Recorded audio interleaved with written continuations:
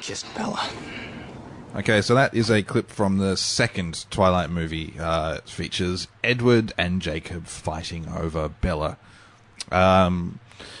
Okay, so to start from the beginning. Okay. I have never really had any intention of seeing these films until recently, and it got to the point a couple of years ago where I was really irritated with the release schedule of these films starting from 2008 has been one a year, like clockwork, churning them out. You have to see the posters coming out. Even our favourite movie magazines would dedicate covers to them, and it was becoming a massive irritation for me. And so I just decided to completely ignore them. I thought if I just ignore them, I'll wait till 2012. I know it's all going to be over after 2012. I'm sure there'll be countless imitators. Actually, as we've seen, a film called Beautiful Creatures is coming out here this week that looks, for all intents and purposes, the same sort of thing. And for some reason, the last couple of months, I actually started to get really curious about it. And then when we were doing our Oscars and our Razzies, and I realized that they'd nominated Twilight Part 5 in the Razzies, I thought, well, maybe I should at least see the first one so that I can have some sense of whether it's worthy in its Razzie nominated category. So I watched the first one, and let's start off with, yes, I'm aware that these films are not aimed primarily at me. I know that I'm not their target demographic. That's not the problem. I can generally appreciate films of all sorts. It doesn't matter. I like movies. It doesn't really matter. Twilight is a bad movie, and I'm not saying that to just join the club and to bash on it for absolutely no reason. It is just fundamentally a bad movie. It reeks of cash cow to start with, and it reeks of arrogance on the director's part and mainly the producer's part, that they're trying to aim it towards 13-year-old girls. And with no question about whether anyone else will like it. Just going, bugger everyone else, we're going to aim it straight for them. But they don't even extend these 13-year-old girls the courtesy of giving them decent actors or a decent script. Now, Kristen Stewart, I actually am not a fan of, but I think she's quite a capable actress. I'd say I'm a fan. I've only seen a couple of things she's done, but I think she's great. Yeah. Well, I'm probably going to be seeing On the Road finally. It's finally hitting Blu-ray, so I hear she's quite good in that. Adventureland, she was pretty good in. I have a huge soft spot for Adventureland. I think it's a beautiful film. Yeah, okay, so she is a capable actress. I definitely can't say the same for Taylor Lautner, who tried his hand at... What was that? Abduction? Or yeah, Abducted? Sounds right. Or Abduction, I think. Yeah, which just looked shocking. Yeah. Now, Taylor Lautner is oppressively bad. Right. You feel his presence just hideously when he's on camera. Robert Pattinson isn't quite as bad. He's not good by any means, and he comes off as creepy. Taylor Lautner actually comes off properly creepy and actually really sort of intimidating, but not in the sense that would be a worthy character attribute as a bad guy or anything, because he's not meant to be a bad guy. This is a love triangle, if you're unaware of, between the three. And so Robert Pattinson is not good, and he doesn't improve much over the series. We saw him in Cosmopolis, which I just thought was horrendous. And I don't know whether he was bad in it or it was just that the film was so bad he couldn't cope, because he had... his dialogue in Cosmopolis was just dire. It wasn't as bad as Twilight, but it was hard to take. I don't know who could have pulled that off. I thought he was fine in it. I didn't dislike his performance at all, but it was a film that didn't work with me at all. Right. So you've set up a trilogy. You set up these three actors that really don't serve the material well. Kristen Stewart got a lot of flack over the years for being this sour-faced sort of blank canvas that couldn't express emotion. I don't think that's entirely her fault. I think that the movie her character was required to be somewhat timid and somewhat of the cipher, I guess, of the audience to relate to be... the basic story is... It doesn't even really matter what the basic story is. You've got your standard love triangle, but they're in a small town. So she's moved to a new town. well, no, sorry, her dad's from that. Well, look, it doesn't matter, okay? It's just, I'm getting off. I'm riveted. Yeah, exactly. Yeah, it doesn't.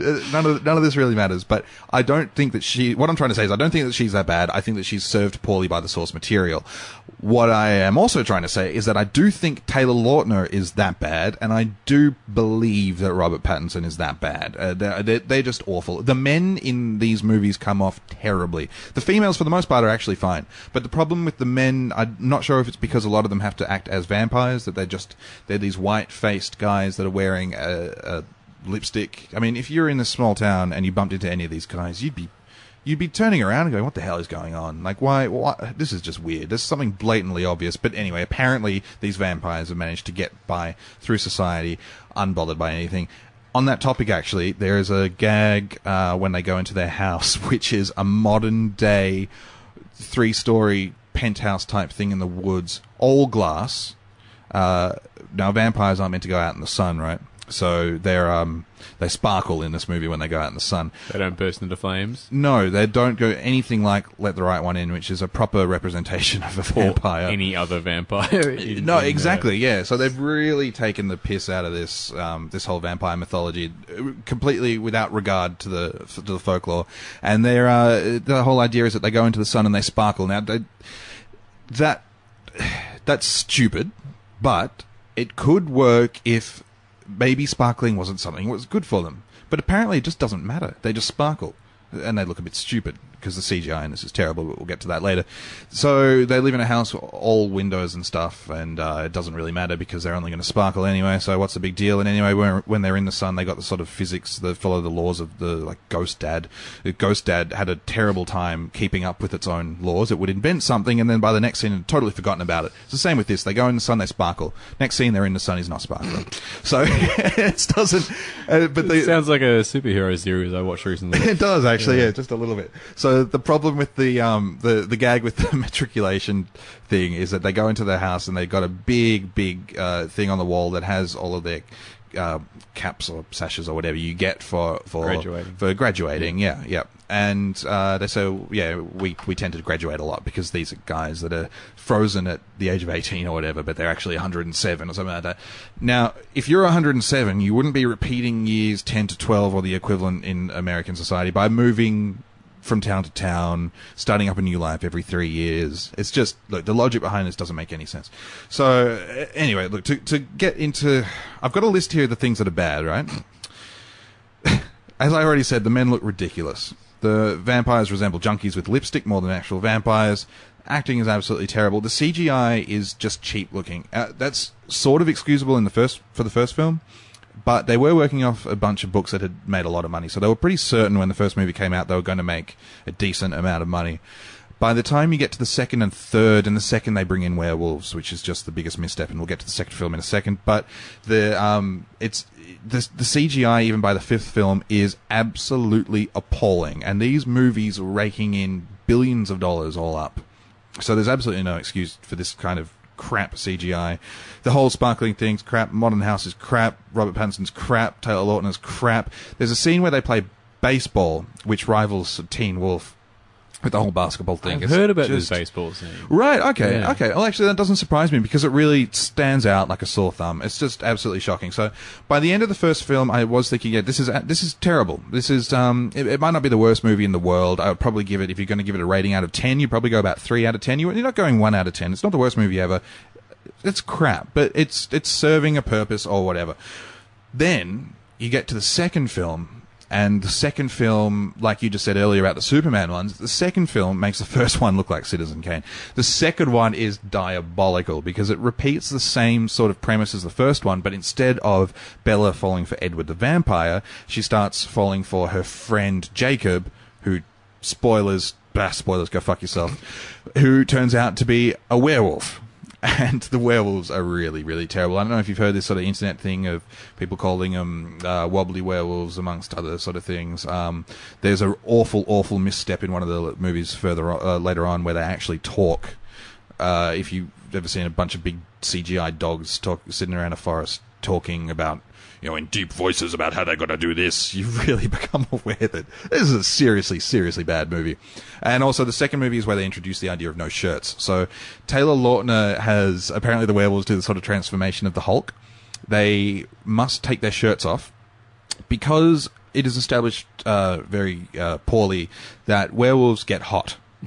So they need to take their shirts off. Now, does that sound a little bit see-through to you? But not their pants? No, well, that's the problem. They need to take their shirts off so that they can reveal their 12-packs. Now, Taylor Lautner looks absolutely ridiculous for, I don't know how old he's meant to be in this movie, 16 or something like that, maybe 17, I'm not sure exactly. But as a man, it's embarrassing to watch. You feel more than inadequate, but then you also look at his acting abilities and go, you know what, I'm fine. But it's weird because, what happens one of the first times he takes his shirt off, and this never happens in the first movie, is that it's raining and it's storming, massive storm out in the woods, and he's had a fight with someone or something. He's gotten really hot because werewolves get hot, and he runs out into the woods tearing his shirt off in the middle of the rain. And all I could think of was just this sort of motherly attitude, like, you're going to catch a cold, take a jacket.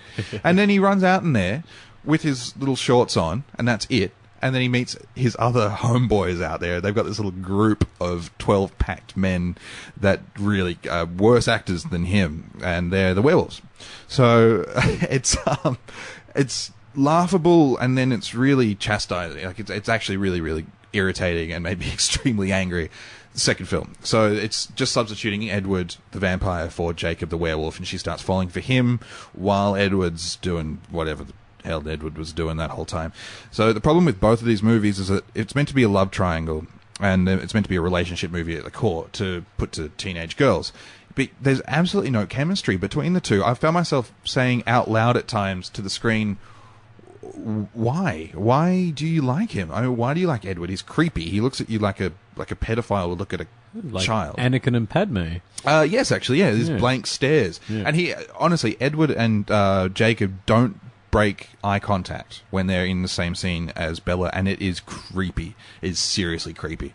So you're left just wondering, what is the attraction? I'm not sure why I'm watching this. It doesn't make any sense, and the whole fantasy element is sort of redundant. It seems like it's there to sell stuff, really. It seemed really cynical to me. So that's by the time you get to the third movie, I was actually kind of surprised. The third one's fine.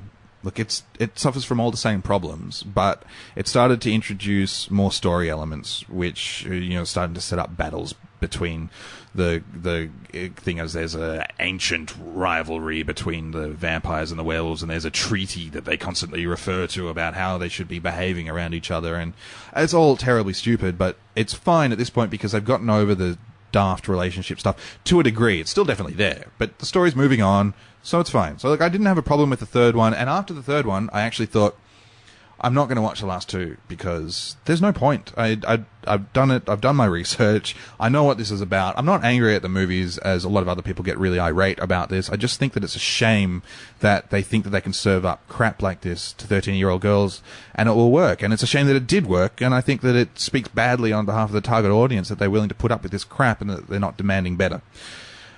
Then, for some reason, I don't know why, I decided to do 4 and 5. This is Breaking Dawn Part 1 and Part 2, which only just finished its cinema run recently.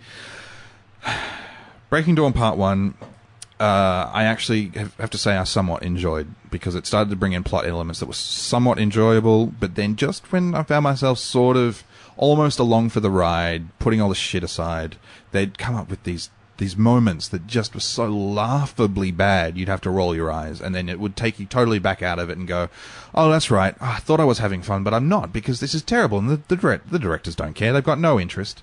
And then getting to the second one, I actually somewhat enjoyed the second one and was able to get over the eye rolling. Michael Sheen is in basically all of them, but his character doesn't really come in as a main character until the very last movie, and he is a joy to watch because Michael Sheen is a brilliant actor. He's having a great time as the head of the vampire cult, and he's chewing the scenery, but it's welcome to have someone that can act, because there isn't anyone else in this series that can act worth shit at all. So it was nice to see him then, but again, it was lacking from a sense of humor. The entire series is lacking from a sense of humour. There's a knowing remark that Edward makes in one of the second or third movie about that guy why does he always have to take his shirt off or something like that, which feels really cheap because, yeah, it's making a joke that sort of people like you or I that wouldn't like these movies can laugh along with, but then the movie just keeps on doing it. So you can't have your cake and eat it too. You can't do that sort of humour, that self-facing sort of humour and get away with it. It feels wrong. They've got a CGI baby in the second one, which is just awful. I don't know why they need to do the CGI baby. Anyway, that's enough about the films themselves. The problem is that if you're going to make films like these, just if they could just be better. I mean, it sounds like a really sort of general remark, but do you think the story's there for someone to craft a better film around that story? Yes. Look, the elements are there. The love triangle's there. If you could believe in the characters, then maybe you could side along. You could maybe be interested in a love triangle. A movie like Never Let Me Go does a love triangle just brilliantly because it shows the heartache properly. I'm aware that Twilight is not striving to the heights that Never Let Me Go was, but the directors of the Twilight Saga, as they will have you refer to them, which I think is really taking the piss. The first one was directed by Catherine Hardwicke, who has since gone on to do Red Riding Hood, which was a massive disaster. And a Twilight clone, surely. Oh yes, and basically just a Twilight clone, yeah. Then you've got Twilight New Moon, the second one, and the worst one was done by Chris Weitz, who's the brother of Paul. Paul and Chris Weitz worked together. They did Ants. They wrote Ants. They worked together on Ants, and they also worked together on American Pie. So they're not geniuses, but they're capable of making decent movies. I think American Pie, the first one anyway, is a decent comedy for sure. Yeah, you can have your gripes with it, but I don't think it's awful. It's not on because Twilight 2 really is a 1 out of 10. It's I can't believe this movie got made type movie. Wow. Third one directed by David Slade, which is the most interesting choice because he was the director of Hard Candy and 30... It's a great film. I know, and 30 Days of Night, which I also really enjoyed. Lots of fun as well. Yeah. So this is a guy that knows how to do horror and adult sort of horror as well. And vampires. And vampires, that's right, yeah. So he's well attuned to this sort of folklore. And teenagers with the Hard Candy. With Hard Candy, that's right. What the hell? I know, it's the most curious thing. Now, Twilight 3 isn't terrible, but it's not good. Breaking Dawn Part 1 and Part 2 was done by Bill Condon, who's most known for Dreamgirls, which I haven't seen. All 5 of them were adapted from the novels by Melissa Rosenberg. So Stephanie Rice, isn't it? Stephanie Meyer wrote the novels. Melissa Rosenberg wrote all 5 of the screenplays. Really believe that she could have done with a hand there. But that's why it's interesting that these aren't better. Overall, it just left me with this impression that Pixar are a great example to put to this because ostensibly they make children's movies, right? Yeah. But they work for everyone. Yes. So you can go in and you can see a Pixar movie and acknowledge that it's good. You don't have to excuse the target audience. Yes. So when you go into a film like this, I don't think there's any excuse to come up with such crap and just say, well, you're not allowed to hate it because it wasn't made for you. It's a good point, yeah. And that's generally what I was left with feeling. It was just this sort of sense of arrogance from everyone involved that they have no interest in catering to anyone else because they know that 13-year-old girls will be easily satisfied by guys with their shirts off, terrible acting, and a bunch of kissing and a bunch of premarital fondling and then finally a wedding so that they can have sex. And it's this sort of stuff that is just... It's just so quite conservative values underneath it all. Very conservative values, yeah. I was actually quite surprised that they ever even got to the sex. And it takes 4 movies to get there.